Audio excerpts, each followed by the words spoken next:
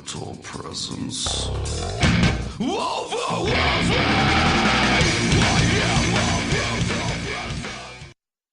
All right, it is, we almost missed it. Almost missed it. It is Wednesday. It is just afternoon. This is the Life Radio Show. I'm your host, Don Smith, back for another fun-filled episode of nonsense. I got to adjust my mic a little bit because I feel like I'm leaning over the desk right now. And no, you don't work for the mic, me. Don. Make the mic work for you. Exactly. Yeah, so feel like somebody's going to walk up behind me and pinch my butt or something while I'm sitting. I have to rant real quick about the week I've been having. It all started Sunday. Sunday I went into work. I work in a local medical facility with a bunch of people that as a maintenance man in a medical facility. You go into any department, you are automatically greeted with hostility and just attitude right off the bat. Why haven't you fixed this? Well, Sunday I'm there for a specific purpose that doesn't involve salting the parking lots. So I go in, I'm running the generators, I'm doing what I'm there to do, I'm walking around checking things, and this is like through two and a half hours after the fact that this nurse apparently fell in the parking lot. So she comes up to me screaming, why haven't I salted the parking lot yet? Which we've already called the grounds crew to have them out to do it, which I told her. And keeps going, and I'm like, well, they're on their way. They'll get here when they get here, you know. And so Monday I get called into my boss's office because the first thing this person does is calls my boss's boss. And basically I'm left to explain why I said, and as I was quoted by this nurse, that's not my effing job. So I really hope when she fell, it hurt a lot.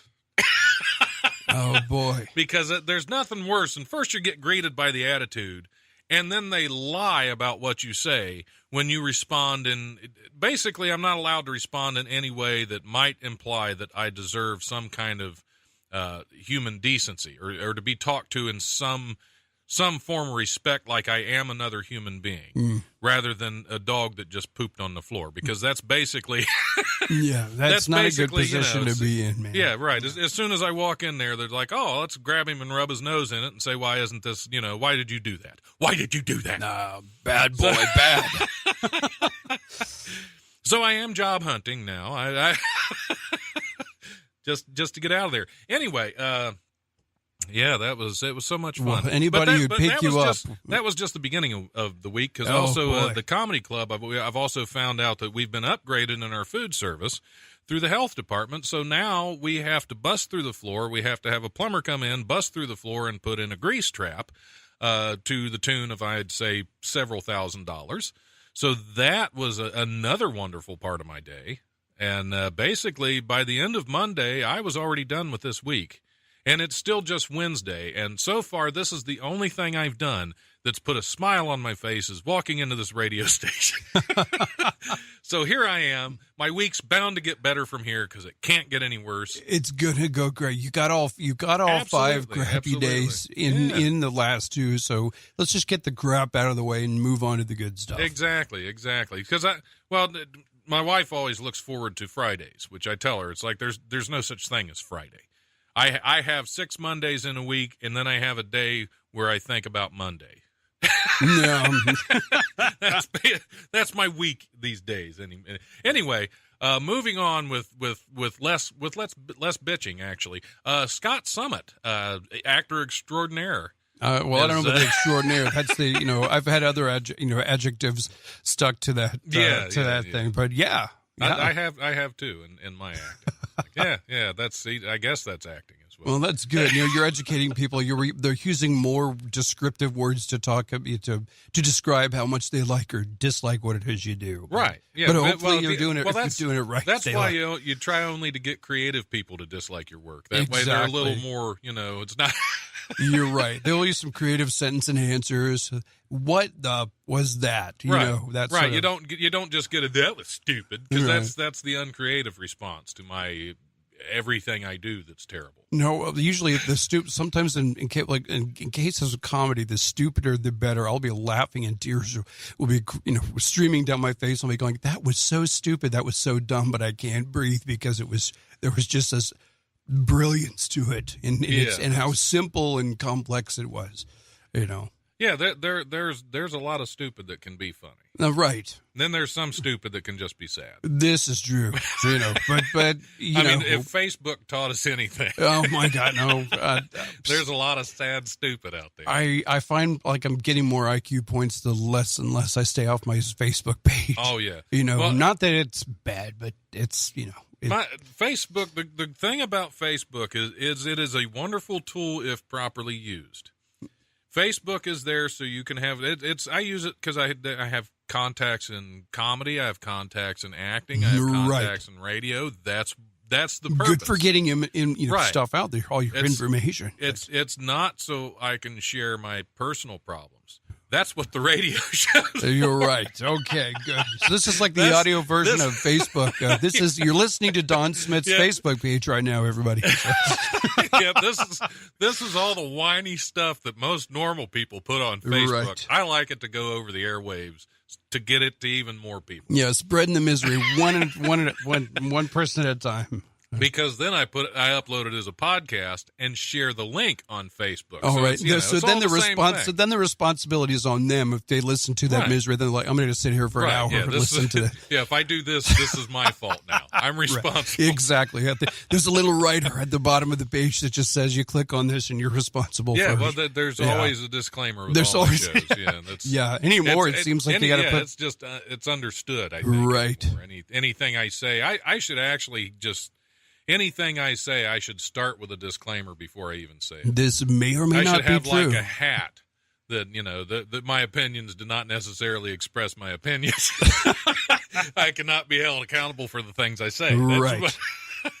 But, I mean, you've got some great outlets like your podcast and your comedy and films and all that stuff where you can really get that out there. So it's not just sitting inside festering. Well, if it was just sitting inside festering, I'd have another ulcer. And I'm working. I've got plenty of them right now. Yeah, exactly. But anyway, this show's about you. No, it's about let's transform this stuff into something more upbeat. Let's encourage one another here. Well, it's called the life. We don't want every part of the life to be disappointing. Exactly. No, but sometimes the key, I think, is to find there's parts of life like, all right, the job or the girlfriend or the next door neighbor. Find that, turn it, and let that be the fuel. Well, the girlfriends are usually fine. It's they wives are. Yeah. Okay, that's a different ballgame. If you keep them as girlfriends and just let it stay there. Yeah, but just finding ways to take all that crap that we have to endure and use it as gasoline, creative gasoline for the things that we're creating. Our comedy or a really good story or something to make people at least laugh. They're listen to put it in your stand-up act or in a film and they're smiling and laughing because they're like, oh my gosh, that just happened. Put the truth back in truth and comedy. So I didn't. You've done a lot of acting. I've looked over your IMDb page enough to say, "Oh, this is impressive," but I haven't really dug into it. That's okay. I've got it right here on my phone. Hey, if you want to, there you go. That's great. No, I carry it around and show it to everybody. No, I was like, look. No. Kind of like me with my disclaimer. You just walk around exactly. With your Facebook, I'm just going to start wearing my acting resume as a big sandwich board as I'm walking downtown. That's perfect. So they'll go like, "That guy's an actor. I can tell." Right? Yeah. What has he been in? Hold on, come here. That's where I'm like, look at the IMDb because like most of the stuff that I've done is right up there. Yeah, I've been very lucky. To do a lot. This area has actually been booming. That's what I have found. Like years. I grew up in Dayton, and many moons ago, there were not as many. There were some that you could do. If you were like wanting to be an actor or a creative type or something, there were always, you could work with the Podunk Community Theater over here and work out your yayas and learn how to be on stage and work with other people. And that's a great training ground, but then when it comes to like, if you're really interested in like production or creating a TV show or a film or something, then you have resources like DATV or, when I was here, I played around at the Miami Valley Cable Council down south of town. Yeah. I've done a couple auditions for people to work. No, with.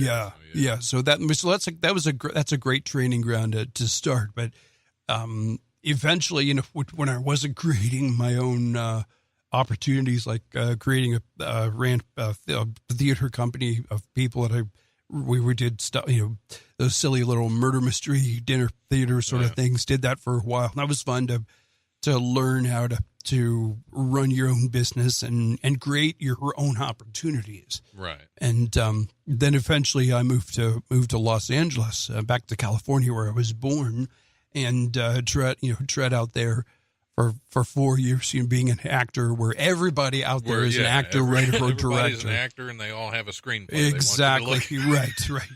Because everybody's at the Starbucks gives you the bill with the screenplay. Or his headshot, that sort of thing. Or everybody at Starbucks has got their heads down because they're working on their latest opus, So it's a different world. It's really a different world. You got to really be on your game to do that. Yeah, I'd imagine it's kind of like doing comedy out there or in New York City. I'd imagine it's a whole different level, and you really have to see. That's why I'm happy to be here. Well, no, Dayton really is a good place to start. It really, really is. And if you want to apply your craft, if you're an actor or a comedian or a filmmaker, musician, whatever it is that you do, Dayton's a great place to start. Because I just moved back into the area about 2 years ago now, I think. And like you were saying, now there are so many opportunities that weren't even here when I was coming up through the ranks, which are fantastic. You have people doing podcasts. You have groups like Film Dayton. Yeah. You have think tanks like the Collaboratory or. There's another one down on Fifth Street. His name is escaping me. They're like a open workspace, but there's like all of these. Oh yeah. I can't think of the name of it either. Yeah, forgive me. I know you're there. But with Andrew White, I think. Yeah. With Indigo Life. Indigo Life. Yeah. And it's like it really like thrills me to death to see, wow, all this stuff is going on because Dayton's got such a rich history of technology and invention and creativity, and it's really nice to come back and see even more people like making independent films or doing their own projects or stuff. Right. So it's really, really a thrill. I started in community theater about a little more than 15 years ago. Yep. And there was, as far as film, I mean, there were student films. And that's about it. Every now and then you'd run into an indie project, but usually, I mean, I tried for a while I was doing theater to try to transition over into filming, and there really just wasn't a whole lot there. Exactly. And if there was the chances of it actually getting seen through to the end of production were very slim. Exactly. I'd been cast in a lot of different movies that either never started because they lost their funding. There was one I was really looking forward to. I was excited.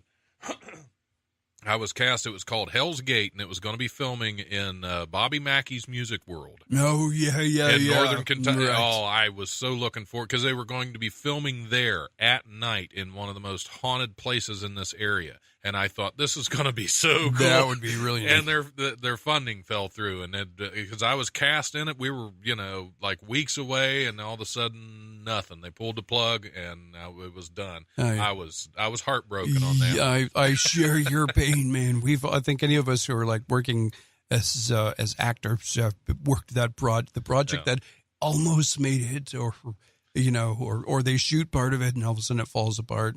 You know, and that's really kind of sad. But thankfully, I mean, at least in Ohio, when they adopted the tax incentive legislation, that has invited a lot of productions, major like multi-million-dollar productions, and even productions that may have $2, $3, $4 million budgets, which are not like huge blockbusters by Hollywood standards, but it's you're getting all of these people, crew and actors and all these people who are doing their projects right here in Ohio, and that's really exciting. Right. Yeah, that's exciting, but I wish that they would use more Ohio talent than just because a lot of these big productions coming through, and they're picking up Ohio people as extras. Right. Well, but it's a lot more difficult. It is difficult to get into those, and that's why I don't want to be an extra. No, I get you. It's hard to not start there. You have to start there. You have to learn. It's really it's a great education to learn how to act on a stage, or act on a set, and kind of learn the ropes. You're not going to get a better education if you have any inklings, or like you really want to be an actor and you really want to be playing really good parts. You don't want to have like, here's my acting resume, and you have extra. You've done like 35, 40, 50, 60 extra parts. Right. That's not going to help you. I mean, it'll help you in an educational sense. Right. But if you want to be an actor, casting people don't want to see, they're going to, if it says extra, oh, he's an extra. Right. So you really have to do those. If you want to move forward, you got to do things like working on that student film, doing that indie, and you're going to be doing these gigs that you're not going to get paid for. Yeah, maybe not financially. The great thing about indie film is you can get bigger roles. You can get some, because that's what I love. Is I don't really want to be an actor that stands around on a set in the background. Right. I do. But if you can get it, even like if you get a good supporting role in a good indie, or a principal role, that is also a great place to start. If you're wanting to do, it's just like everybody, like when you're working on an acting career, like I've been doing this for like way longer than I would really care to admit, but I'm dedicated to it because I love it. It's you got to love what you do, or else like anything, a job can become a chore, absolutely. But because that's the fun thing, is every now and then you do run into an indie role that does pay. Exactly. And it's like, I'd have done it for free, but okay. Right. Well, that's also, you come to a point, where you maybe do a lot of indie films, and you can get some, if you reframe sort of what I'm like, I'm not getting paid for it. Right. Okay. You are getting paid. You're getting paid. You're getting paid in experience, exposure. And then if you're really lucky, you get a great scene, and the filmmaker gives you your footage. So you've got some great clips for a demo reel. So if you're wanting to like be the guy who's going to be playing the monster or the hero or whatever your type, you've got some great examples of show casting people or other directors and people that you've been networking through with all these projects, what it is that you do. Somebody just ran into the wall. I guess so. It sounds like we had a little bit of a. Yeah, it happens every now and then. I've actually seen people run into the glass wall out there, just right into the glass of the studio, because they think the wall's still there. Hi there, everybody. But anyway, no, I kind of fell out of the film scene for quite some time, just because of the frustration and most things. There were so many I was in that never got completed, or some of them never even got started. And then about 4 years ago, I started performing stand-up. And I was able to get some connections back into film, and I started to realize, wow, there's a lot going on now. Exactly. That just was not here before. There are so many really good local independent filmmakers that are getting their stuff out there. And in the region, there are a lot of really good, really great filmmakers. Like since I've been back in Dayton, I got the opportunity to work with two filmmakers. So I want to give a shout out to Joel Levinson and his brother Stephen Levinson. They did this, had put together this production called Boy Band, which is going to be coming up. It's like a mockumentary sort of style comedy film, which was like, if it's comedy, I'm all over it. I get cast for like a lot of comedy. And it's fun to just be, to get to play all sorts of silly roles like that. But these guys put together this production. They've got it in post-production now, going through the festival circuit, and hopefully we'll maybe see a local release at some time, or a premiere or whatever. But it goes to show that, if you can get your stuff together, you can get a great crew of people and make it happen. And I mean, like we live in an era now where the internet is at our fingertips. You've got YouTube, you've got Vimeo, you've got all of these opportunities where you can make a movie, you can do a short film and put it out there for people to see. Yeah. You know, that's the great thing about it. And especially, you know, if you're sitting there and I share your frustration, you know, when you're like, man, that fell apart, or the phone's not ringing, you know, or whatever. You kind of have to really like take a DIY ethic and make your own stuff. And that's great that you can do. That's the thing, because there's filmmaking, indie filmmaking especially. That's a good way to learn most aspects of filmmaking. Exactly. Because you're going to wear many different hats. Even if you come in as an actor, you're cast in a role, you're going to be doing more than that. Right. Exactly. I mean, you may not be, you know, running the camera or doing makeup, but you're going to be doing more than acting. But then sometimes you're holding the boom mic while you're putting on the makeup and acting in front of the camera that you're holding. So, you know, sometimes you do a run and gun, and sometimes if you're doing it for long enough, or you work with a lot of creative people in the area, or through maybe like the cinema department at Wright State or whatever, you kind of get to network and work with other people who maybe they've got a great DSLR camera, and so you can say, hey, I need a cinematographer, you know, or somebody who's a great writer who can say, well, I've got this idea, but can you help me write the script, you know, and when you start networking like that and building up, you know, a really good, a nice long list of contacts of people that you can bring. Most people really, they just want to work. Yep. You know, and if you've got that, then you can make stuff happen. But you got to be dedicated. You have to, you know, really, really want to see that.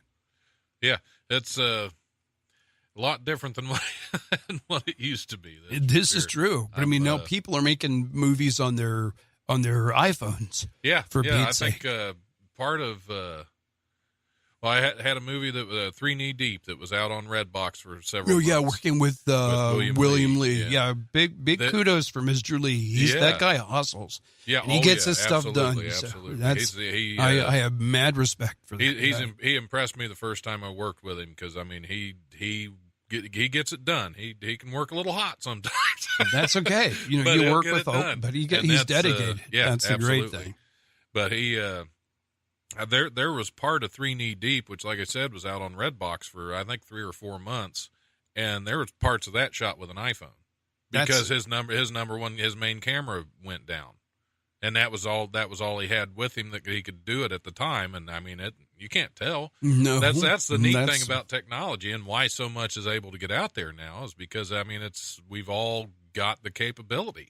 And that's fantastic. That's fantastic. With whenever my agent sends me auditions for various projects, I self-tape on my iPhone, on my Android. Yeah. I have a setup in my house. I can put it in the tripod, turn the lights on, do the lights, and then boom, send it to my agent. And I've gotten booked for a lot of film and television work, doing something that I'm taping out of my freaking bedroom. Right. You know, Right. But that's the brilliance of it. And that's if you really get savvy with the technology, either as a filmmaker or an actor, or, you know, that's really going to be some really important tools that you can have in your toolbox to make things happen. Right. So if you know, if there's like something you learn about, they're shooting a movie in Indiana, you know, that, you know, like, I'm looking for a guy who's like a big, huge bearded mountain man. And Don Smith says, I could play a big, huge bearded mountain man. Yeah. You know, you can tape yourself on your phone and send it, you know, instead. And the internet has really leveled the playing fields in many ways for actors and filmmakers to create their own stuff or to put themselves out there and audition for projects in other parts of the country. It's amazing. Yeah, most of that's been a good thing. Yeah, no, I agree. Like the technology itself is not the issue. It's the intention of the use. The content. Exactly. But like anything, like we say, like, you know, 90% of it is garbage and 10% of it is absolute, utter brilliant. Yeah, stuff. that is true. Maybe it's like a 60-40. I don't know. It depends on the day. And with all that being said, I'm going to go ahead and play a little, here's a surprise for you, some Potter's Field. We will be back here shortly.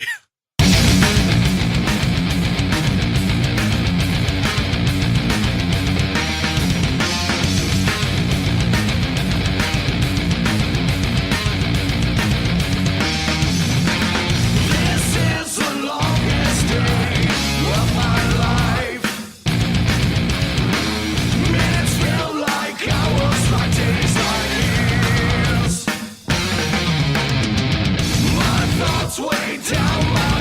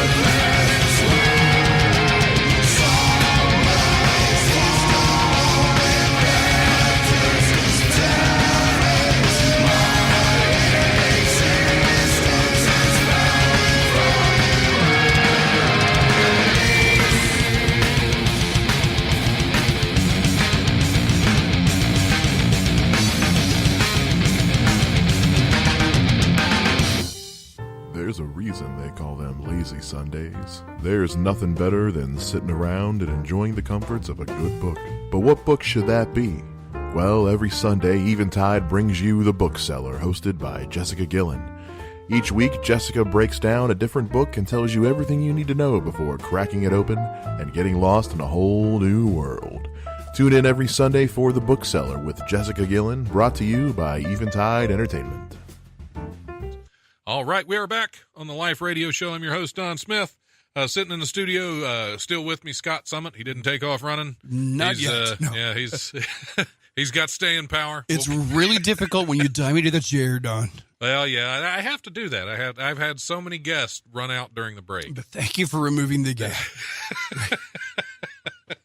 Yeah, well, I didn't want to, but I know. You're going to have to talk eventually. It is a talk show, right? Also joining us a little early, but he can come on in. Why not? Tyler Carson. Good to be here. Yeah, good to have you here. We were talking about Tennessee and family down there, Family and all the fun stuff. Yeah, and we won't make fun of them because I have too much. Well, actually, I have enough family down there. I can make fun of them and get away with it. Yeah. So that's all right. Luckily, I avoid all the rural areas. That's where it gets a little too personal. A little dicey. Yeah. A little too close to the truth. There are non-rural areas in Tennessee. Well, I guess you got to there's find like a couple. 2 or 3 cities. Down there. 2 or 3. Yeah. Anyway, do we want to hit a little news story? Do we want to start working on some news stories and see what we got here?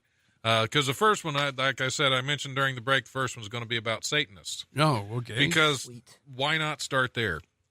The road to hell may or may not be paved with good intentions, but a stretch of highway in Arizona is being maintained with the best of intentions by Satanists. The Satanic Temple of Arizona adopted a stretch of I-10 near Casa Grande and sent volunteers armed with pitchforks to pick up trash on the highway to, well, actually it's to Phoenix and Tucson, not really to hell, but pretty close, depending on which direction you're driving. America Curl, a member of the group, named America Curl. That's, America Curl. Because if you're going to be a Satanist, you might as well name yourself America Curl. God bless America. Curl, yep. Said that she asked the State Department of Transportation if they could do the cleanup. She said, I just want to clean up a highway. Please give me a highway to clean up. And they said, fine. So, yeah, I guess it's not that hard to convince the state to let you clean up a highway. Yeah, as long as they're being contributing members of society. If you commit a minor crime, they'll probably let you clean up a highway. They'll give you a nice outfit while you're doing it. Exactly. Orange is the new black. Amen. Yes. Correct. And Satanists are apparently the new road crew. No, I guess. Have you ever driven north up to Michigan? There is actually a city up there called Hell. Hell, yes. I've seen pictures of it iced over from storms. With friends of mine, I've been talking about going over to up there to, take a road trip up there just to say you've driven to hell and back. Yeah, yeah. You're going to hell and back. Exactly. You were on the highway to hell. Yeah. Right. Yeah. Take a handbasket with you, But Stu DeHaan, that's another name of one of these guys. Oh, really? Stu DeHaan, one of the founding members of the Satanic Temple of Arizona, says, and I quote, people have this perception that one side does the good stuff and the other side does the bad stuff. DeHaan also added that his members don't believe in the devil. They simply don't believe in God. Then how does that make them Satanists? I would think if you're a Satanist, the whole thing is you believe and worship Satan. Oh, okay. Now you're just getting like really too esoteric and philosophical. See, if you just don't believe in God, that doesn't make you a Satanist. That makes you an atheist. But if you don't believe, does that mean you're not here? It could be. I don't know. Well, I'm not God. I know. Hold on. I'm grabbing a pen. He's got to write that down. Got to write that down. Just in case any good ideas actually pop into my head. I don't know. Write down America Curl. Was pretty good. America Curl. Yes. America Curl. I think I'm going to name my first kid that. America Curl. America Curl. Yeah. There you go. Do Satanists though? Who's the godfather for America Curl? Not that you're a Satanist. Well, there couldn't be a godfather because they don't believe. You don't believe in the first part. You just believe in the other part. There would be maybe a dark lord. Maybe. Yes. Now I could get behind that title. Right. Yeah. Can I be the Dark Lord father for your kids? Yeah. I'm going to For name my America? first. Get it for America Curl. Yeah, America Curl and her brother you Dark want to Lord be her Father. Dark Lord Father. That's And your there'd little be a brother. lot of other implications You're to right. that. Actually, Your little brother Voldemort. Yeah. You know. we don't mention his name. Oh, don't take his name in vain. What's your name? Well, I'm not allowed to mention it, so Yeah. just call me Morty. Just call me Morty. Morty. Morty. Right, yeah. So yeah, that's I was just that's the reason I put that in there is I was kind of curious how just because they don't believe in God they're automatically Satanists. See guys, I don't see how you make that jump. Well, I mean, I guess if you believe in if you're just believe in extremes, you're either one or the other. sure. You know, which I don't like people that you have those No. you know those kind of As the book when will there's tell no you, gray there are at area. least 50 shades of gray. 50 at least. yeah. Well, the big thing is what is Yeah. That's the Great good book. was- Yeah, that's a good book. if you Oh, that ain't To even some right. people, that you is don't wrong. believe in Satan, what do your worship services look like at church? You know, do you Yeah. gather and let's praise nothing? Yes. We're Yeah, gonna all worship. hail nothing. Yeah, they just like sit around eating ho-hos and Yeah. bitch about how bad the world is. Yeah. I mean, that sounds like regular church to Yeah. me. Yeah, there you go. Right. Sounds like Congress. You're right. Well, they're probably Satanists, most of them. A Texas chicken, which sounds delicious. By the I'm way. all about Yes, if you're ever down there, remember to order the Texas chicken. A Texas chicken has received in honor of few, if any other birds get a formal obituary. A paid death notice for Big Mama, a 6-year-old Rhode Island Red, appeared on Tuesday in the Eagle newspaper, which is based in Bryan, Texas. Not many chickens deserve an obituary, but she does, wrote Big Mama's human family. The obit says Big Mama initially had been raised in an apartment in Houston. Her previous owners took her to be euthanized in 2013. Why would you euthanize a chicken? Wouldn't you just go ahead and eat it? I mean, you have to kill it first, but that's not really euthanized. I would assume. Yep, you know, sorry, we got to put the chicken down. I know. Put the chicken. Why, Daddy? Why? I've been You know. told that so many times Yeah. in my life. Put the chicken down, Oh, but I've my not gosh. listened. Right, Hence my weight problem. Oh, It's usually already dead though when they tell you to put it down. I mean, Yeah, that's true. Exactly. That's true. It's like, well, I guess I could try to kill it. but again. when you're eating it by the bucketful, it's really hard to, put that bucket That's down. true. That's Right. true. But the previous owners were taking the Big Mama to be euthanized in 2013, but a compassionate veterinarian instead had them relinquish their rights to the chicken so she could find a new home. She was adopted by Stephanie and Gregory Sword and their 2 sons who live in College Station. The chicken died in her sleep Sunday at her favorite spot in the chicken coop. So, I thought you were going to say at her favorite chicken spot, Popeyes. Yeah, Popeyes. Because it's definitely not KFC. Right. So a family had this chicken, sent it in, They brought it in to be euthanized. and a veterinarian said, you know what, There's something special about this this chicken chicken. is Yes, I cannot kill this I chicken. cannot kill there is this chicken. something. You must relinquish your rights to this chicken. It's like the chicken version of Let my Charlotte's chicken Web. Right. you know. That's some There's chicken. Spider has spelled out some chicken up there. And you so know, another in the family web. says, you know what we need? We need to a adopt chicken. this Yes. old chicken yeah. and let it live out its days. It was only a couple years old because it's 6 years old when it died, and it just died. They were taking it in okay. 2013. Wow. What could have been wrong with that chicken? What That could have been needed so euthanizing. bad about that chicken that it needed to be euthanized at like 2 years old? It probably had an opposing viewpoint or something, So let's just, you don't agree with us. You want to do what with Yeah, our it guns? was- no, yeah, thank you. yeah, This is yeah, Texas. It was an NRA chicken, and some liberal family was taking it in. We can't have this. I draw the line Yeah, when my chicken When my wants chicken guns. wants to take my... But thank goodness for that veterinarian who recognized that chicken's greatness and gave that chicken a second chance. Yeah, and said Amen. Amen, brother. You will have this chicken when you pry it from my cold dead hand. Don't tread on me. Oh, Well, good for that family. Good for that family for raising exactly. You gotta, you gotta. You What's got to the lifespan recognize of- the good. What's the Yes, that lifespan of a chicken's chicken? Is apparently Big Mama's was 6 years. okay.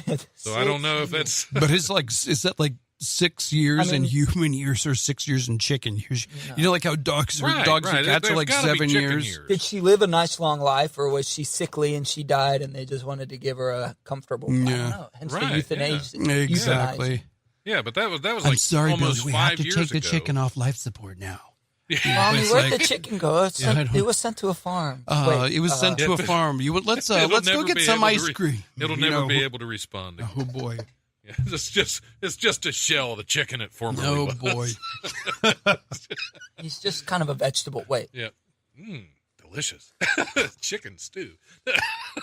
Hey, would you like some more lunch, Billy? We need to have a talk. Right? Yes. So yeah, I tell you, you never know where these news stories are I going to lead us. I never thought I'd be discussing chicken in a podcast, Don. That's why it always surprises me. Or Satan and chicken and we're just ticking them off left and right. Again, it sounds this kind of like Thanksgiving. Really, I shouldn't call it the life. I should just call it the bucket list. Any weird thing you ever wanted to talk about on the radio, we're going to do. That's in fact, email thelife1069@gmail.com if you have any subject that we have not yet covered on the Life Radio Show. We'll be glad to talk about add it on the list. Oh, okay. New Orleans city officials. See, we're going to New Orleans now. There we go. Yep. New Orleans city officials said on Thursday that more than 46 tons or 93,000 pounds of carnival beads were among 7.2 million pounds of trash pulled from clogged catch basins along a 5-block stretch of a downtown parade route. Wow. Once you hear a number like that, says Danny Galloway, interim director of the city's Department of Public Works, there's no going back, so we've got to do better. Representative from the Public Works Department, which I don't understand this in the article. It just had a quote from the interim director of the Department of City Works, at City Public Works, and then right after that they say a representative from the City of Public Works did not immediately respond to a request for comment. Well, didn't we just skip the comment? You could have skipped that comment about not getting a comment from the person that gave the comment. Okay, Don, again, another philosophical conundrum. I tend to go off on tangents, but it upsets me when people don't pay attention to their own articles. And then I have to try to do it and point out that they messed up. Anyway, the removal was part of a 4-month project in response to heavy flooding in the city in August. The effectiveness of the city's drainage system came under fire after an August 5th storm dumped 6 inches of rain, causing street flooding and underpasses to fill up. The cleanup efforts between late September and late January cleared about 15,000 of the city's 68,000 storm drains. The Mardi Gras beads were found along the St. Charles Avenue parade route. That's crazy. Like I've had in all of my travels, I've actually been able to be down and go to New Orleans for Fat Tuesday and Mardi Gras. So some of those beads could have been. I'm sure I'm responsible for a little bit of that, but it was several. Don't sell yourself short. A lot of that. Well, thank you. Sure yes, I'm responsible for it. Yeah. You will not believe what people do for those beads, though, during Mardi Gras. Like, I came back looking like a dinosaur, Mr. D. It was just, I had gotten so many of those beads, but it doesn't surprise me that after years and years and years of partying and debauchery like that, you're gonna clog up a few drains. That's not a surprise. I would have thought Katrina took care of some of them. Right. Yeah. Yeah, let's put more plastic in the oceans out there, right? Oh my gosh! Yeah, fish running around with Mardi Gras beads, and the things those fish do for those beads. Yeah, Aquaman, he's a freak. Communicating with fish seems like a useful superpower, but not if you're just throwing Mardi Gras beads at him. Yeah, I don't know. Yeah, he was not. He was cool. Kind of cool, but it was like, and if you ever watch like the old Justice League, Super Friends cartoons, you're really kind of one of the more less useful superheroes out there. I mean, how many times did they use fish? Right, Exactly. it's oh no, the Joker's doing whatever. Okay, guys, well, you can sit. Yep. Should we call Aquaman? You can sit this one out, man. Should we call Aquaman? We'll wait for the next BP oil spill or something. Yeah. We'll come snag you, but he can't stay out of the water for very long. He just dries up a little bit. And then you had then again you had those twins. Then you had those twins. Remember those Wonder Twins? Oh, the Wonder Twins. And they could if you need a fish ding, form of I'm a fish, a form of a bucket of water. Okay, that sort of solves its own problem. but then nobody wants to carry around Aquaman's bucket of water. Not at all. Because just so he can stand there and not be able to move. And those are some like lesser known superheroes we've not seen in a Marvel film yet. Right. So, but just you wait. I'm waiting for the Aquaman film. They tried it with Kevin Costner and it didn't work. Oh my God, Water World, yeah, that was. I mean, it had gills. That was kind of like Aquaman. Yeah, and about as useless. Look, if you want to see a good Gill movie, go see The Shape of Water. The Shape of Water. Yeah, that's a. I've seen it. You should see that. That's I've heard that's multiple people say it's Guillermo del Toro. Oh, okay. If you've seen, that's up for a bunch of Oscars this year. He does some pretty cool, wacky stuff. It is, but it's like it's so cool. It's like this chick falls in love with like the creature from the Black Lagoon, but like in a Guillermo del Toro way. Right. Not in a 50 Shades of Grey way. No. Right. That would have made that movie like way more interesting. Straight to video for that one.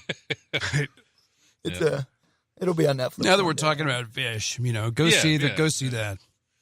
Yeah, since we brought up Aquaman and Waterworld. Exactly. See, Aquaman would have thrived there, but that's one thing you really didn't see in that movie was fish. Not that at all. much water, no fish. Not at all. Is there? I don't know what licensing we've got to deal with, but I'm sensing a crossover. Waterworld on top, and then the next movie is what was happening underneath. And yeah, there had to be something going on down there. The whole world's water. Yeah, the whole world's all water. Right, but I plot didn't twist. see The dirt that Kevin Costner got, Aquaman led him to it. That's the connection. So he's like, "There's got to be land somewhere." Aquaman's like, "Okay, I'll take you to it." So yeah, would Aquaman? Well, I guess he'd have to talk to the fish and Right. find out if they was okay? any place where they could exactly, because if you want to find out some good place to go, just talk to the locals. Do the fish really know what land is? It's not like it's just a place they can't go. But then again, you open another philosophical conundrum. The fish know the water, but do they know what's above? Right. And do they believe that there is land above? Yeah. Do they know that? See, because I think I don't know. Some of them have been caught, This is true. so they've been to the other side. And if it's a catch and release, Right, they then come they'd be back, like- and then they're like people that got abducted by aliens. Exactly. Nobody believes I that. don't know. I just couldn't breathe the whole time. So Yeah, it I was pretty don't know. miserable. And then they had this sharp thing in my mouth, and they threw me don't back know. in the water. I don't know. Yeah, how'd you get that hole in your lip? Oh, I got to tell you. Great Grandpa's got another fishing story to tell. It was 50 years. I saw what was above the waterline. Okay. So next time you see a worm swimming through the water, you better think twice before you bite. Yeah, really. Worms don't naturally occur in the water. There's a life lesson there.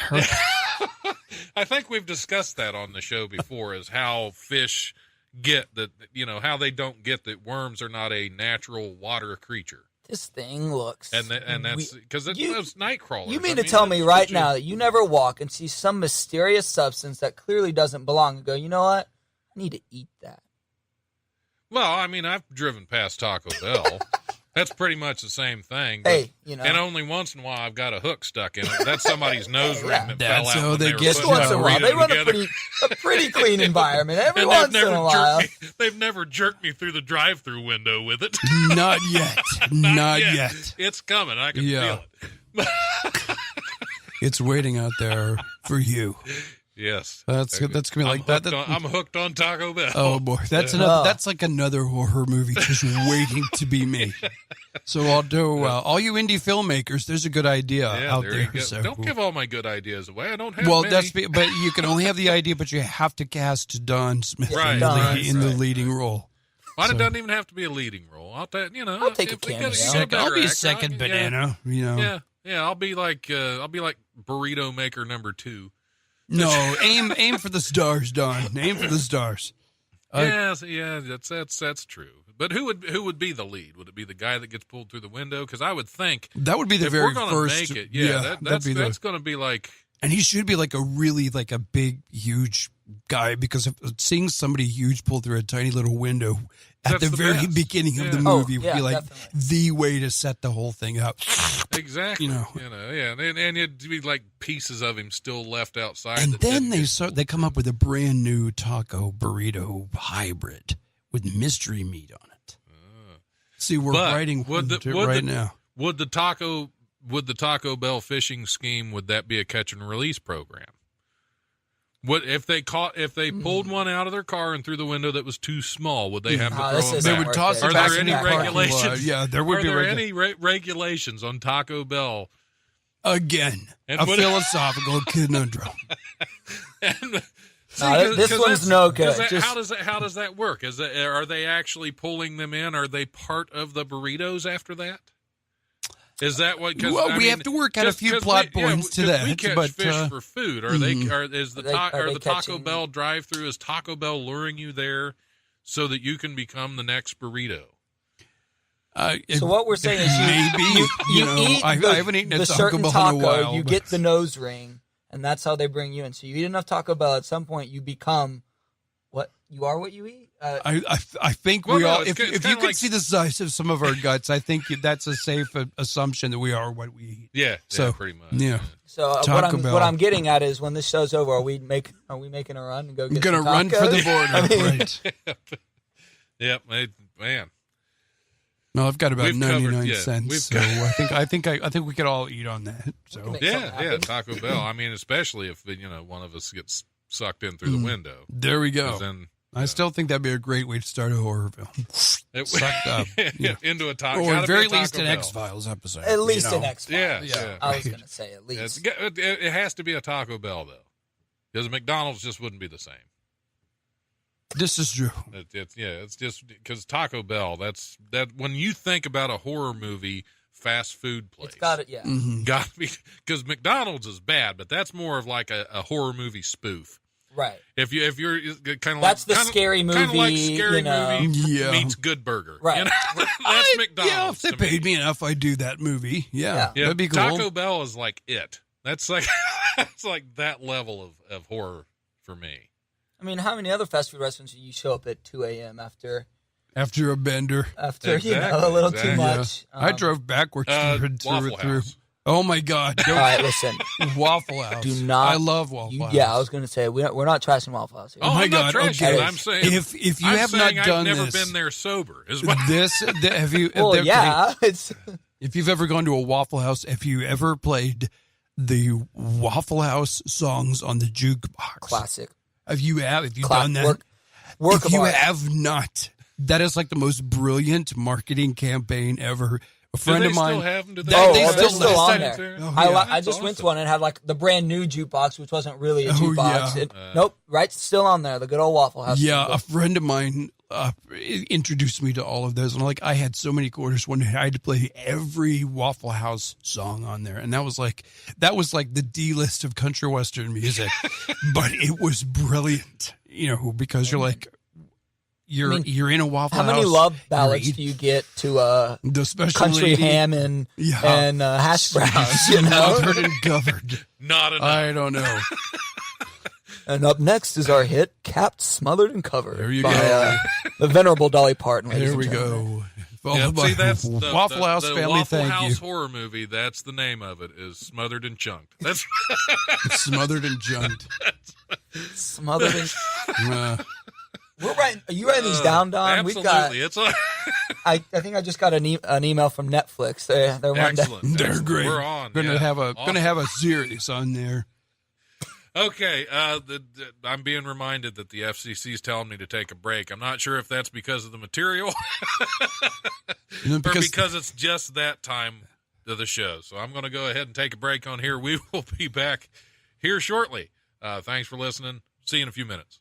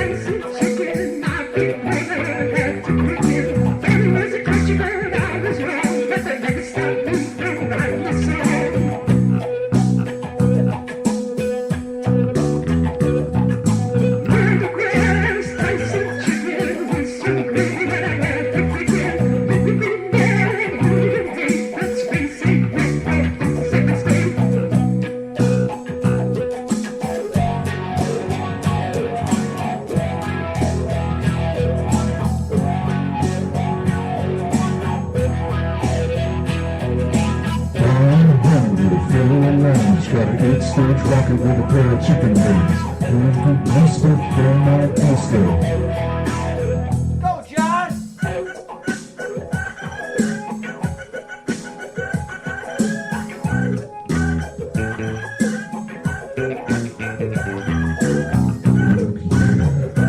That's the sweet stuff, man.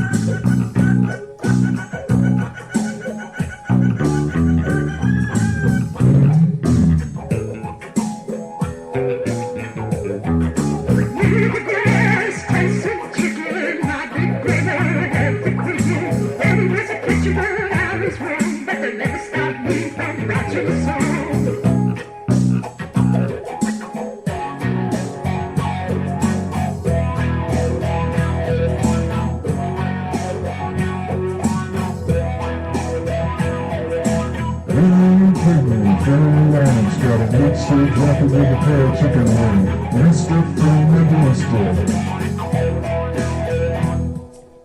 It's almost what? Hey, welcome back. Welcome back to the Life Radio Show. I'm your host, Don Smith, playing a little bit of Mr. Wiggly's Exploration Launch from, what was the song title? Neil deGrasse Tyson Chicken. A little bit of little bit of Dayton's #1 space funk band for you right there. Because if you can't do space funk in Dayton, get the hell out. Yep, get the funk out. Exactly. Oh wow. Yep. He knows all the tricks of getting around the Exactly. FCC. That's great. Well, no, the funk. Quite The literally. funk. The funk. That's true. You ever seen the Mighty Boosh? Yes. I got the funk. You got the funk. Keep it in the That's box. good. I want to give a shout out real quick. I play World of Warcraft because I'm a big nerd, and I know I should be too old for these kind of things, but I've been trying to get back into it because I kind of get into it for a while and get out of it. I've been watching videos on YouTube just when I'm not able to play, just for fun. And there's this a YouTube channel out there called Pixel Cat. That sounds really familiar because I watched a lot of time on YouTube. Oh, they have you ever played Warcraft? I've seen it played. I mean, Well, the there last are thing that some- I'll even admit to playing was like Dungeons and Dragons, like years and years ago. Oh, well, then you'd love Warcraft. You'd love World of Warcraft. I ended my D&D career as like a 13th level cleric. See, I never made it in D&D because I played one time. I was invited to play Dungeons and Dragons one time when I was in high school because my cousin had a bunch of friends that played this, and I was kind of into reading that type of literature and stuff. But as far as the fantasy and sci-fi, Right. I kind of read like the Pierce Anthony's and stuff like that back in the day. And so he thought I'd be really into this. Well, I'm also a kind of a smart aleck. No, Nah. really? Yeah, can you believe that? Yeah, So really. he brings me into this group of guys that are dead serious, in full costume, have their weapons out, brings me into the midst of these guys, and I can't stop laughing because they are so serious I into this am stuff. right there with you, brother. It's great to be passionate about what you do. But sometimes you got to cross the line. Yeah, but every now and then you got to Yeah. say, hey, it's just a game. And dude. little did you know And- you were playing the analog version of World of Warcraft. Exactly. Right. That's pretty much what it was. I lasted probably 45 minutes, and they were so mad at me that I thought I was going to catch one of their swords upside the head at any So you moment. walk in with a bunch of people carrying actual weapons. Exactly. I mean, there were some of them. They had. I would so they hit you weren't with sharp this or broadsword anything. right They now, were but I like- paid $300. Right. Right. And they not only asked me to leave, they never let my cousin play again because he invited me. So my cousin was now furious Oh, with me boy. because he was no Guilty by longer allowed to play association. in his little D&D guild. Really? But anyway, that's kind of what I like about the Pixel Cat videos, because he's got a friend, Nickel for Your Thoughts, she has another YouTube channel where what they do is they go on there and they capture the video. Game in the middle of it. Yeah, the gameplay video, and what they do is they troll the serious role play guys. Oh, okay. I mean, they'll so get in they're the middle of it, they're- and it just cracks me up because they get these people so mad because they're not taking it seriously. And the next thing you know, one of them's a woman. Next thing you know, they pull all their clothes off and start dancing for this guy that's trying to be all serious, and just absolute ridiculous stuff. So I just want to give them a Pixel shout Cat. out. See, I could get into that. I have been I could having get so into that. much fun watching them, and some of the stuff they say. Of course, I can't Most of it is not. We're not radio safe. Right.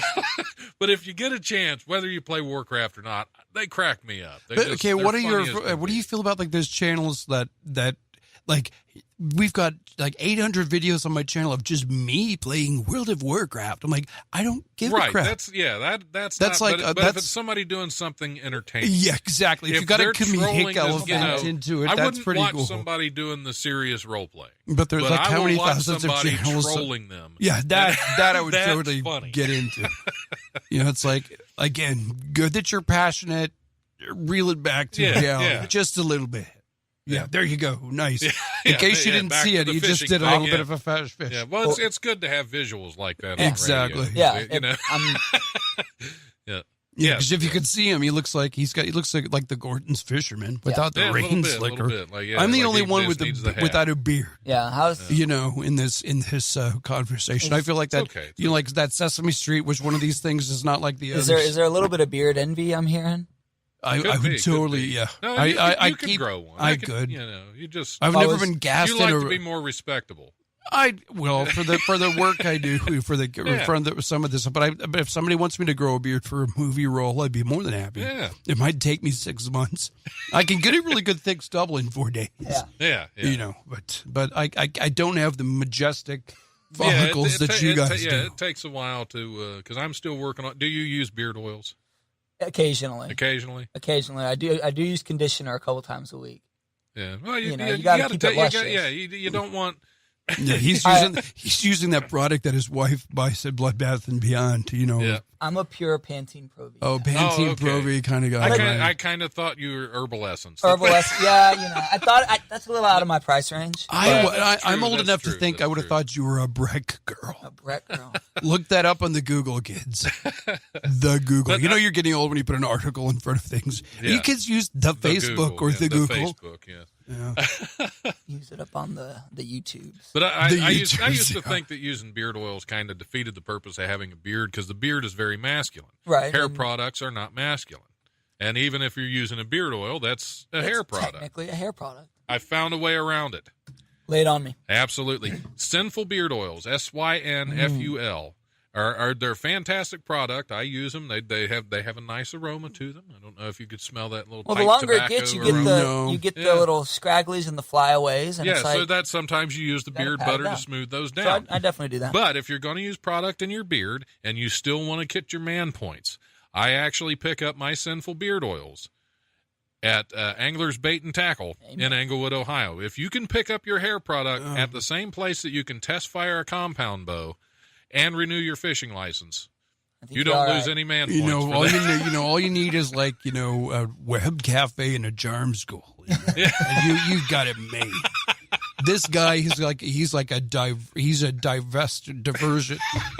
divested his interest. He's a very diverse man portfolio. Exactly, but this whole beard thing, that's like a whole nother. You should do a beard podcast. I should talking about beards and about I'll see if I can get rack the up Sinful the guys listeners. on board. There you go. Yeah. How about a little really sponsorship there? Yeah. Just go down there and talk to him on your recorder, and there you go. Yeah, there you go. I'll have to do that. I'll have to corner one of them in the bait Just shop. tie him to the chair like you've done us. So. Yes, yeah. Well, bait, beards, and can we put in some brews there? I'll be in. There you go. Bait, beers, and brews. As long as there's some kind of booze, that's okay. Yeah, and booze. You can just call it booze. Bait, beers, and bait, beers, and boobs. Boobs, actually, would be even better. Oh, 4 B's. Let's we're really going to get the alliteration going on there. Yeah, boob, baits, beards, and byproducts. I don't know. Something I don't know. It gets to be a tongue twister. I know. Then you can say, listen to the 5B podcast. Yeah. And we're going to add another B. It used to be the 6B next week. Yeah, we'll just be whatever. Be whatever. Yeah. There you I'd go. like to add a B to the list. All right, there you go. Yeah. Can I buy a valve? Nope. All we have are bees. All we have are bees. Anyway, Tyler Carson, musician. You brought your guitar. What kind of music you play? I always joke. We'll talk about you for a little We'll talk about me. Yeah. I really am good at that, actually. So awesome. So I perform under the name St. Mary, St. Michael, and I write depressing folk music. So sweet. That's we need a little bit more of that, you know? Yeah. So, Well, ever since the passing of Leonard Cohen, we have needed more good folk really, music. Because are you a Leonard Cohen fan? oh, of course. You got to be. You know, I was Nobody better. It was about Absolutely. college when I discovered the songwriters and the great folk Right. classics. I obviously went through a Bob Dylan phase. Saw Yeah. him live, and that was the worst concert I've ever been to. Really? You just can't understand a word the guy said. Well, yeah, you go, that's- yeah. Bob Dylan. And you had to wait. You know, you had to wait for the band was killer, but it's like, what song is he doing? Oh, like a Rolling Stone. Okay, great. I have a reference point now. Yeah, But now I can sing along, and people near me will understand Exactly. the lyrics. but no, then I got into I don't know if you're familiar with the band The Decemberists. I've heard of it. Yes. Colin Malloy being one of my favorite songwriters in the world. I discovered that indie folk rock kind of feel and Sort said, of the Americana, Americana, folky, like yeah, Avid so- Brothers. Sort of. oh, huge into them.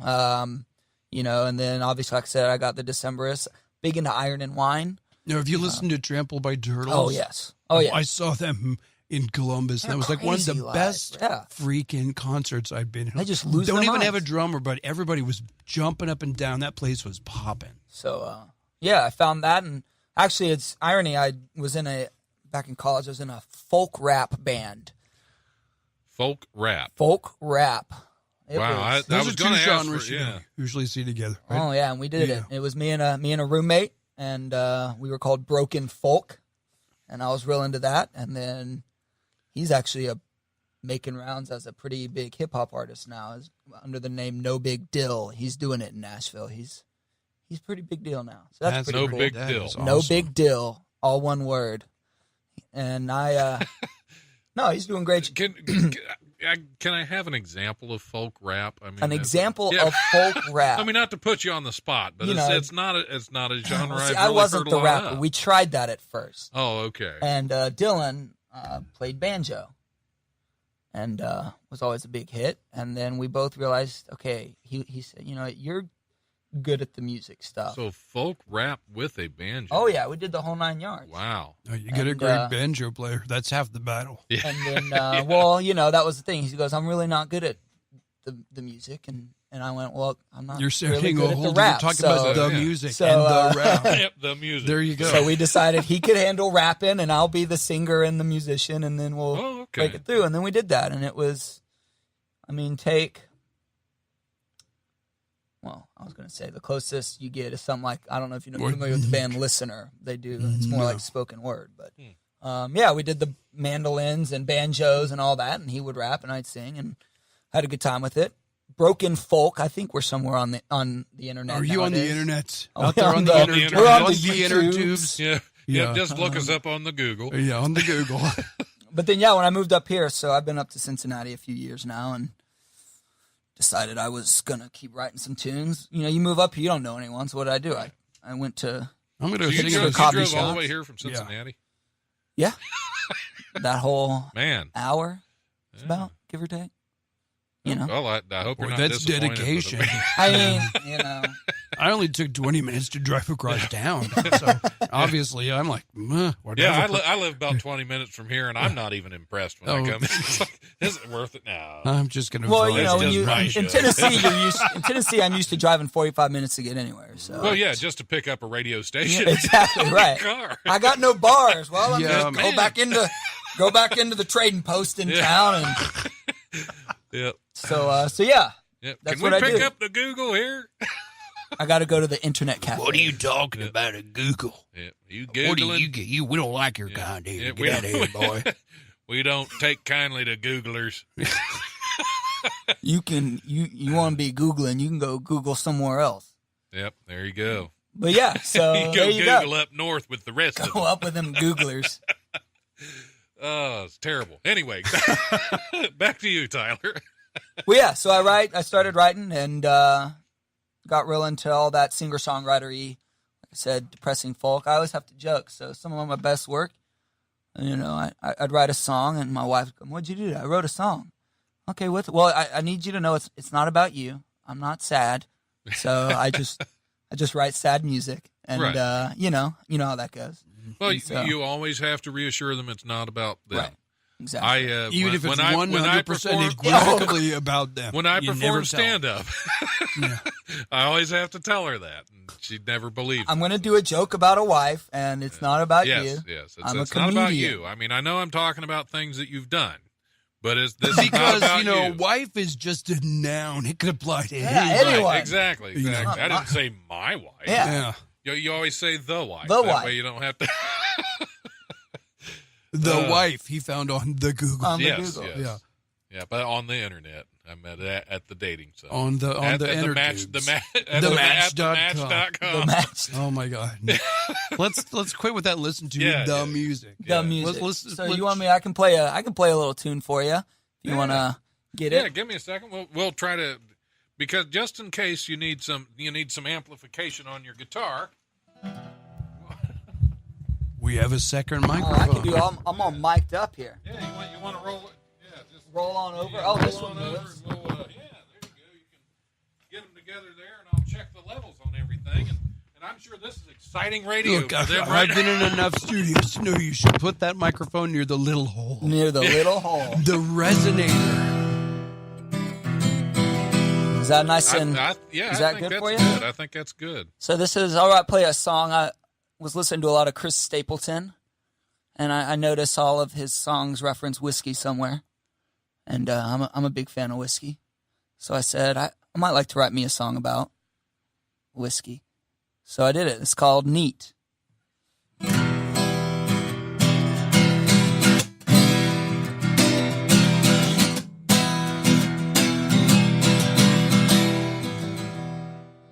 I almost had it all, and I lost everything. All that's left to me is my name. But I don't want your pity. The only thing I need is to drown my sorrows and pain. So bartender, you ask me what I'd like to drink. Well, it's been a long day, and I can hardly think. My life is such a mess, so maybe what I need is to take my whiskey neat.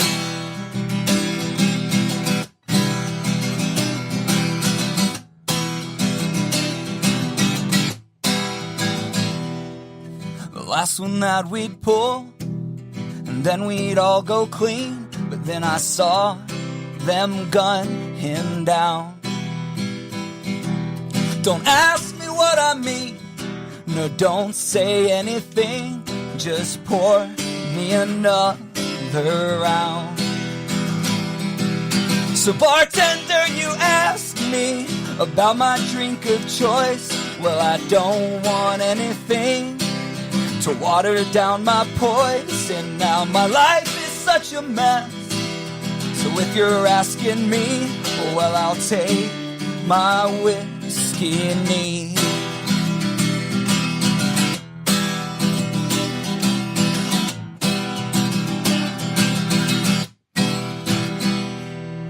Maybe it's my fault, maybe I brought it on myself. Now this glass is my only friend. I'm drinking till I'm numb, and I still hurt like hell. Just keep pouring until I say when. Oh, bartender, you ask me what I'd like to drink. Well, it's been a long day, and I can hardly think. My life is such a mess, so if you're asking me, well, I'll take my whiskey neat. So I'll take my whiskey neat. Oh yeah, I'll take my whiskey neat. All right. Awesome. Awesome. Very Good cool, stuff, man. man. For a comedy show. For a comedy show. No, good stuff. Where can we find your music? Do you have... So yeah, I'm everywhere. YouTube, Everywhere? iTunes, Spotify. Like I said, it's under Saint Mary, Saint Michael. And hopefully I'm working on a new one. It's all based on the album 1984. You know, comedy show. So I got to talk about about a depressing book as you can get. And I'm actually working on some licensing issues right now, waiting on confirmation for permission and all that other stuff. But that being said, So Orwell's 1984. Orwell's 1984, not That was depressing? I thought that was a comedy. No, Yeah, well, it is because we're living it well, right yeah, now. that's because we're in the midst of it's, it. it's funny Exactly. now. Yeah.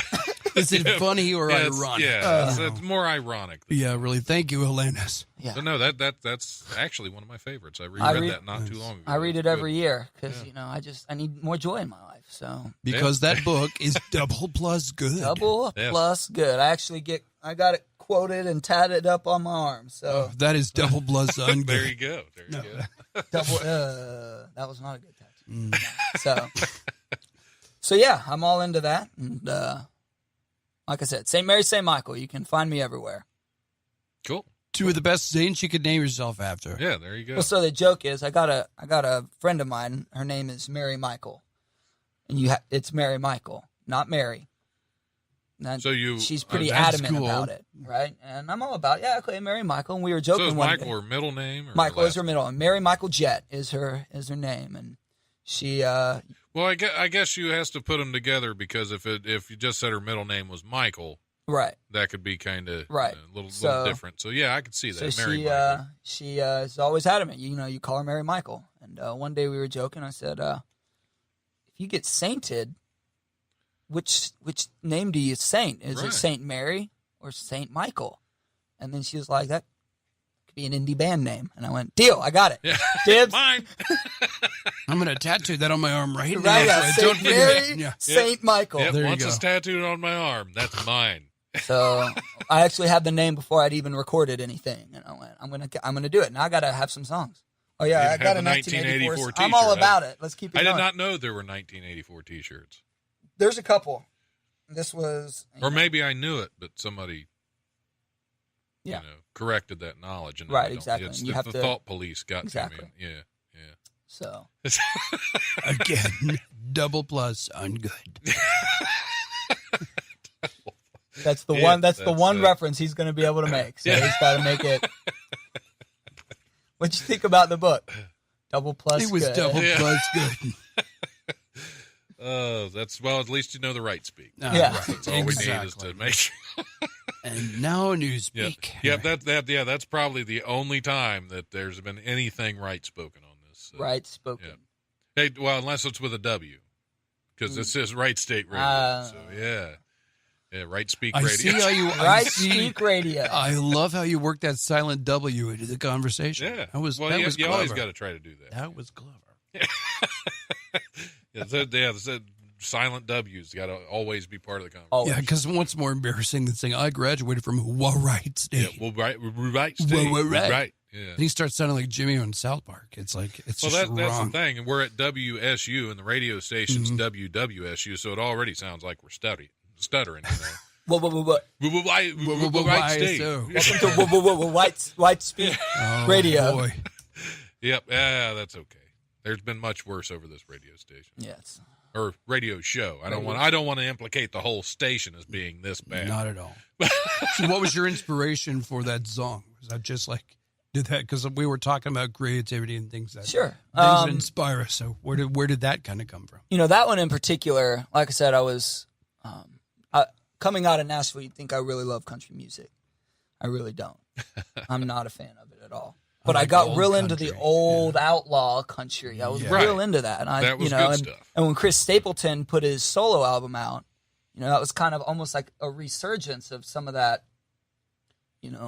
older, what I would consider authentic, even country music. And I was enthralled by him as a songwriter, and so that started that. And then I started listening to some of the older stuff, and as a storyteller, I like the idea that the song is kind of about some sort of outlaw Right. and some sort of group of other outlaws. And they were going to take one last big haul before saying, like, we're done after this. We're going to go clean and we're going to not, but we got one more. And then it went wrong. Someone ended up dying.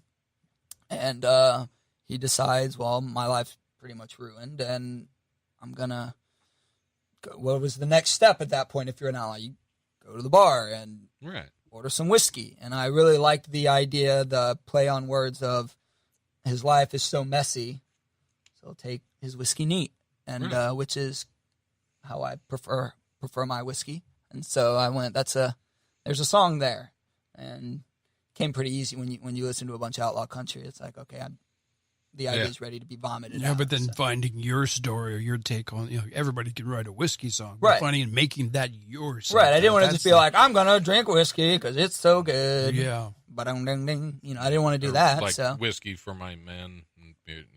Well, that's what's enthralled me about Colin Malloy is he's a songwriter and he tells stories. I love the idea of the old bards, right? They travel through town and pay them and they just sing stories. It doesn't have to be about them. It's just an interesting story. And so the traveling troubadours. Right, exactly. And I think, well, here we go. There you go. There was a man, he slayed a dragon, you know. But I got all the villagers rejoiced. right. Well, I think that's an interesting story. Or the tale of brave Sir Robin. Brave Sir Robin ran away. Brave Sir Robin. Bravely ran away. No, I didn't.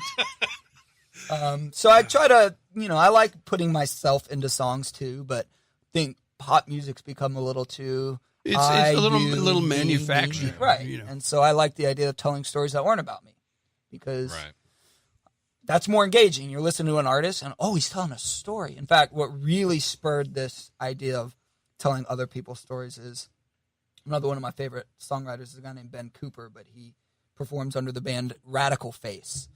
And he did a Family Tree trilogy, which ended up being 4 albums. It was the Family Tree Roots, Leaves, and Branches, and then a bunch of songs that originally didn't make a cut. And he put that out as a 4th album. I don't know if I can say certain words, named after a fatherless child. There we go. I got to be careful about my language here, right?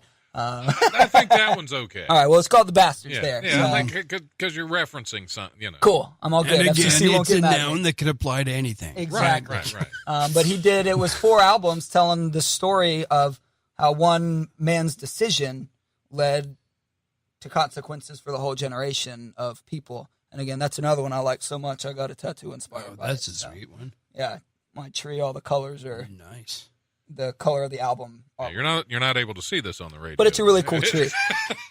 Let's describe it to you. There's like this. there's like a root system that There's goes out, roots and this tree branches come out. And there's like a lot of little tiny leaves in there. Yeah, kind of like a tree. Kind of like a tree. Right. But it's not a tree. That is the most moving work of art I've ever cool. experienced. And I even spent way too much money on a box set vinyl that came with the lyrics and the story behind the lyrics, and it was just so interesting to me. I saw him playing. Goes, this next song's about a girl who, over the course of her life, realized she could communicate with animals, and that wasn't as great of a power as you think it'd be. And then here's the story, and so that's very cool. I took that. My big song that I'm really a fan of. It's really slow, so. But it's called Blue 52, and I don't know if you're familiar with the Blue 52 whale. Yes. I couldn't say yes. I couldn't tell you all about it. Well, I can because I'm a nerd. Good.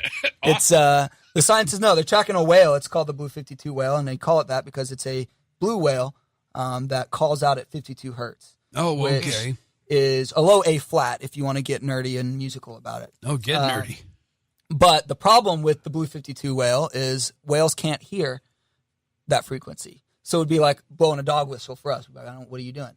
All right. And so therefore you can't communicate with whales. And I went, that's really sad. So the whale can't communicate. Whale can't communicate with other whales. Well, the other whales can't hear him. Oh, wow. Does that make sense? So I went, that's sad.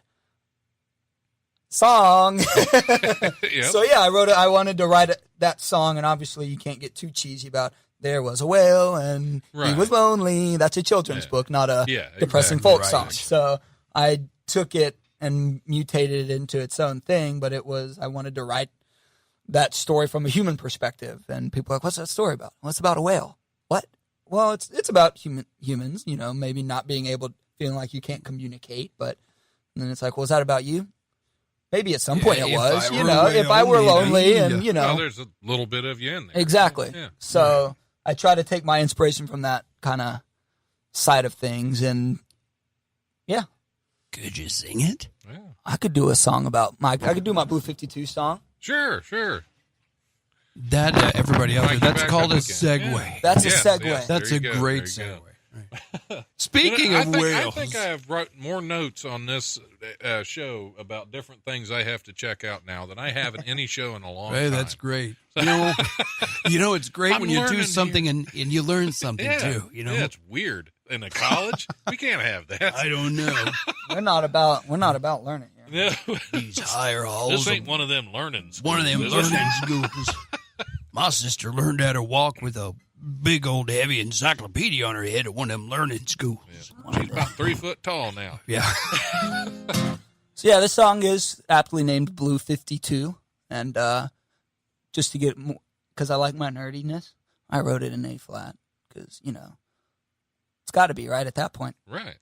So this is actually I have my one album currently that is on Spotify and iTunes and all that takes its name from this. It's A Sea of Empty Faces is what it's called, and this is the first track on that.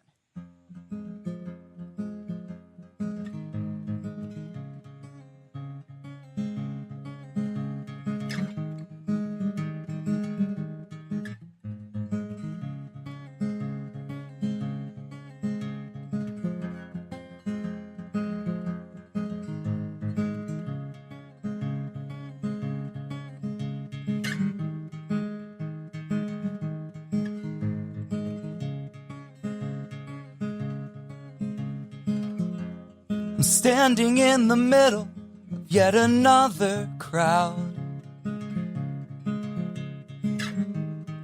Feel my eyes get heavy and all I want is sleep. I'm looking on a sea of empty faces filled with hopes and fears. And tables shifting round louder than I care.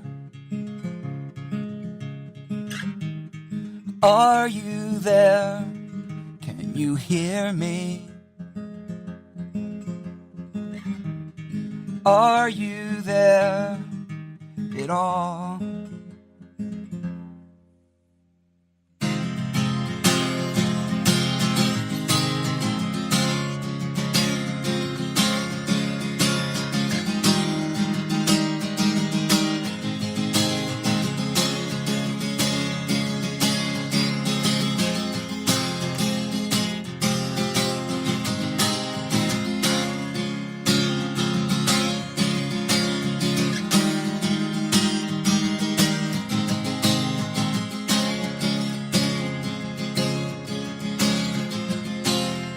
Drift along the current, I scream my silent question. No one seems to notice, and I just want to feel the fingerprints of warm hands, knowing that you hear me. You listen to my story, help me carry on. Are you there? Can you hear me? Are you there at all?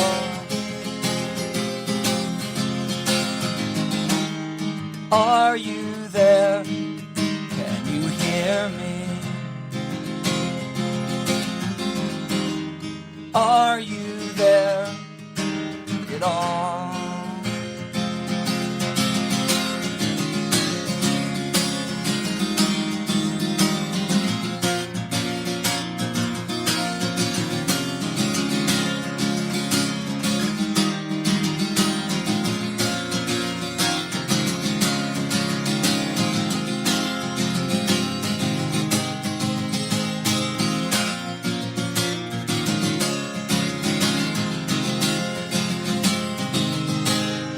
I just want to sleep.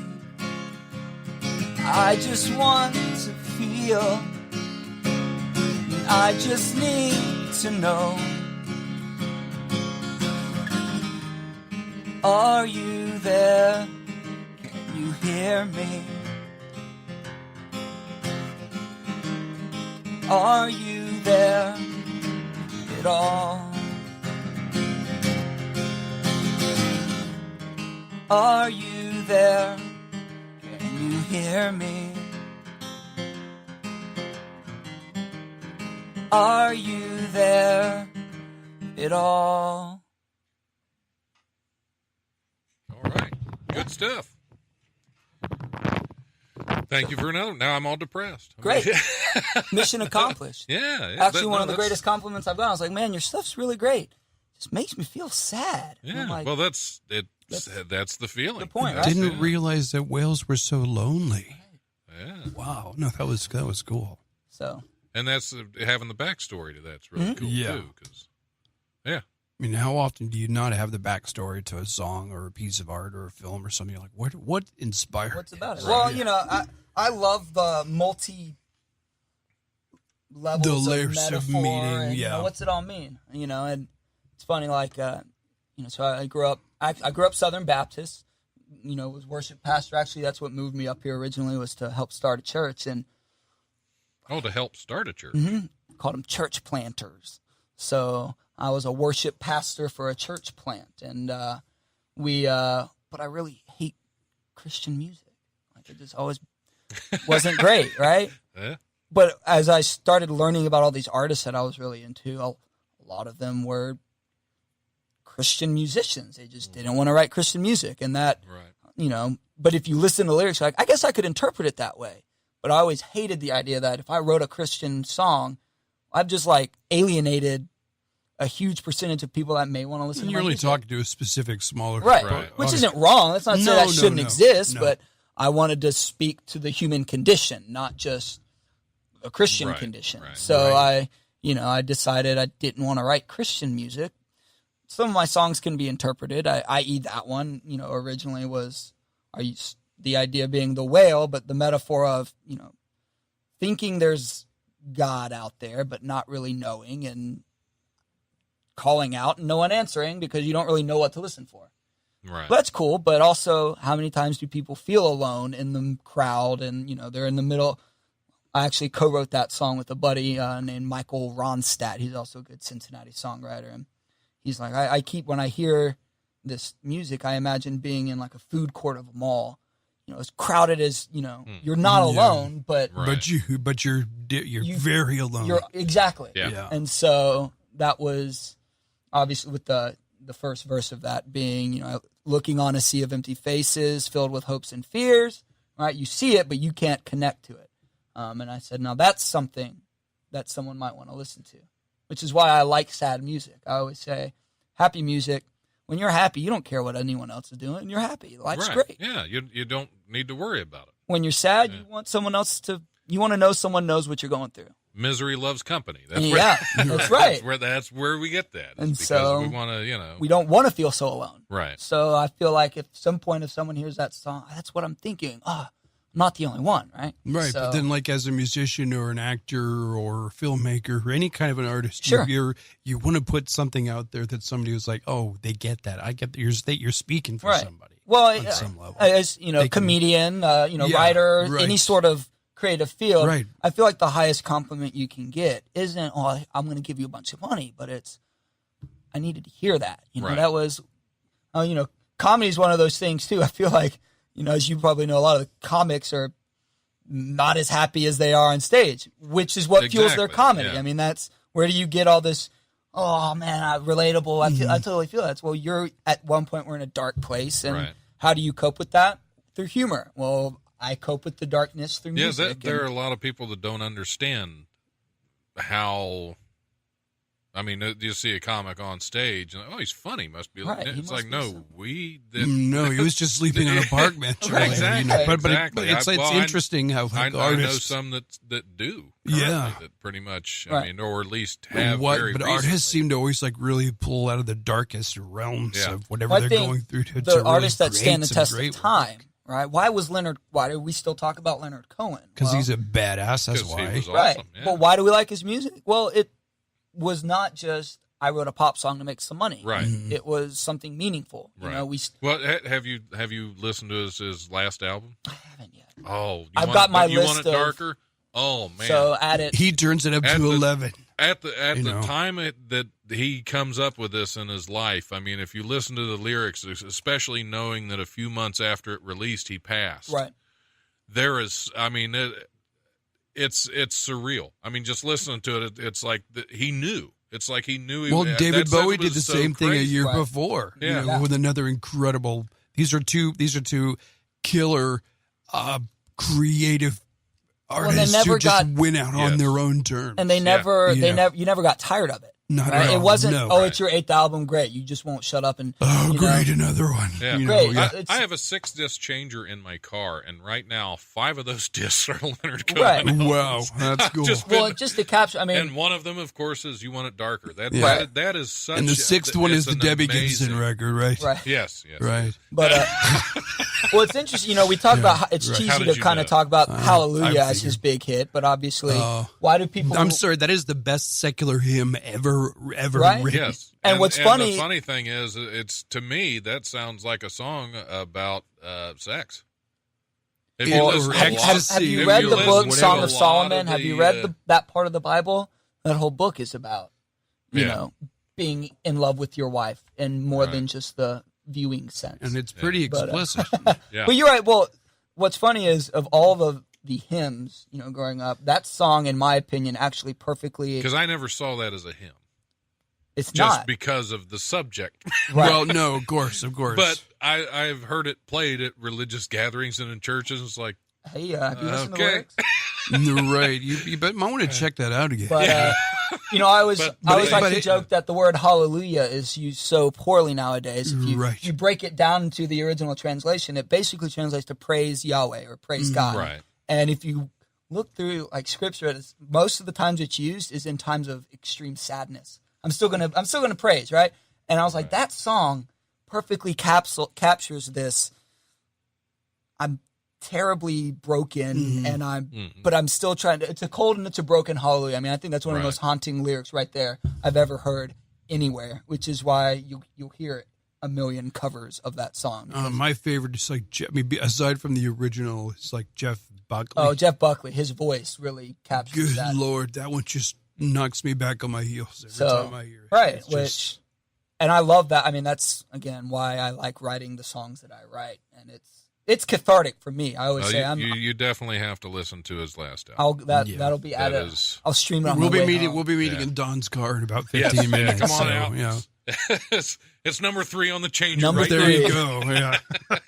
No, the first time I listened to that, because I think as soon as it released, I went ahead and I think I ordered it online, Right. pre-ordered it, and I got it like the day before it actually released, Right. and it blew me away listening to that. And then I was when a celebrity and artist when they pass, it doesn't really affect me a whole lot. That one actually hurt. That one.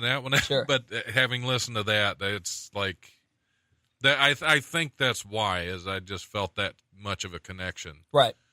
Well, I think, you know, we've had several big musician deaths recently. Right. And the ones that you really like connect to as an artist, those are the ones that Well, it's, like I was in like for about 2 days after Bowie passed away. I was hurts, like so right? flippin' depressed. Well, it's fun- really did. It hurt. I Yeah. listen, you know, you see all these people, you know, David Bowie passed. And I always, he's one of the artists I always immensely respected his wow. art, Yeah. but I just never took the chance to get into him. No, that's Right? true. Yeah, I get that. So when he died, I was like, oh man. And the thing is, he was still creating, right? So I was like, man, who knows what else he could have done? That's what Right. saddened me. Right. Then you get all these other people that are like, I've never been the same. I'm like, you haven't listened to David Bowie since your dad played it when you were 7. Don't give me Right, that. yeah. But when Tom Petty passed, Oh, that a buddy of don't get me. right, that was a buddy of mine, he another grew up and major loss. went through, and it's also what's it, Chester? What with Linkin Park? Chester, A lot of Lincoln, my friends, when they were going through their high school angst and depression, that was what helped. That Hybrid Theory being the main album, that's what helped them cope.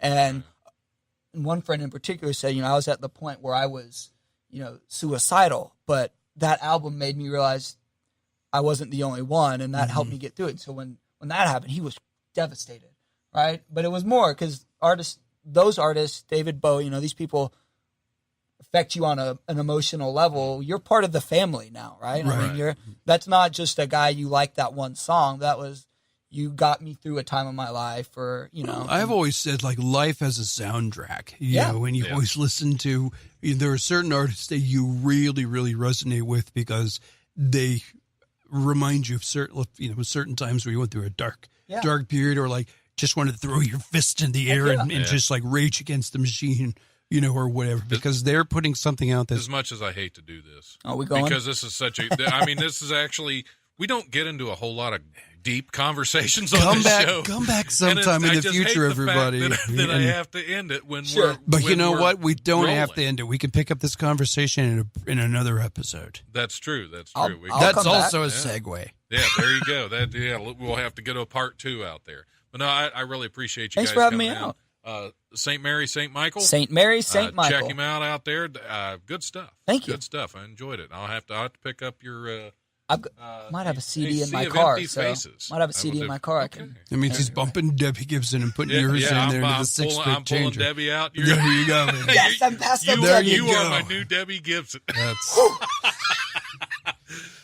Tyler Carson, thanks for coming on. Thank you very It's been a much. pleasure. Scott Summitt, great to have you. Definitely been love to have it's you guys been back. been a lot of pleasure. fun. Thanks for giving us. Do you have a website or anything? Yeah, you can look me up on IMDb or Scott Summitt, SUMMITT, 2 M's 2 T's.com. That's my acting.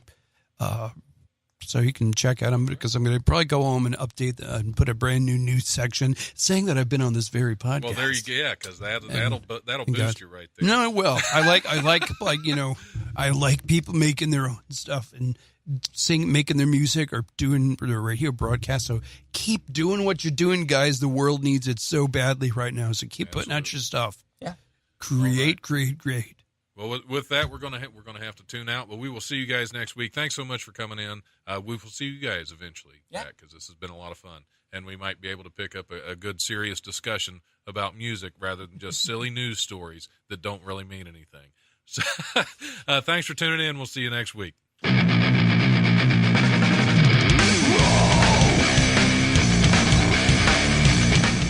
This has been the Life Radio Show on WWSU 106.9 with your host, Don Smith.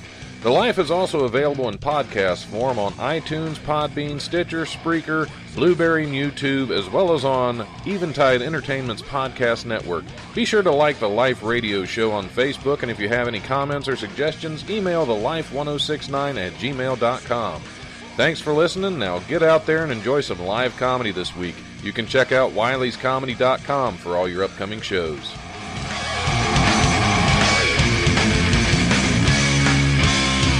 The brutal presence overwhelms me. The brutal presence overwhelms me.